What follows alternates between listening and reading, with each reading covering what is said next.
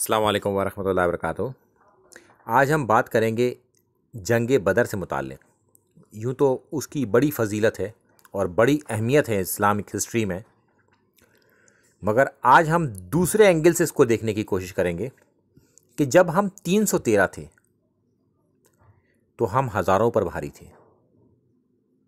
क्यों भारी थे?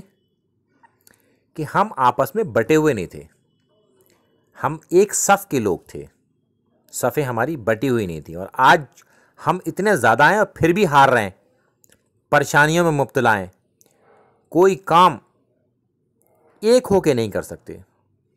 क्यों नहीं कर सकते? कि हम बट चुके हैं, कई सफ़ों में बट चुके हैं।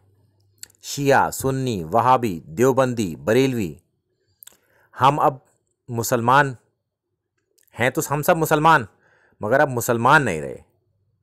इसका मतलब है कि अब हम एक नहीं रहे, बट चुके हैं। तो लिहाजा अल्लाह ताला फरमाता है कि हमने तुम्हारा नाम मुस्लिम रखा और तुम्हारे बाप इब्राहिम ने भी तुम्हारा नाम मुस्लिम रखा।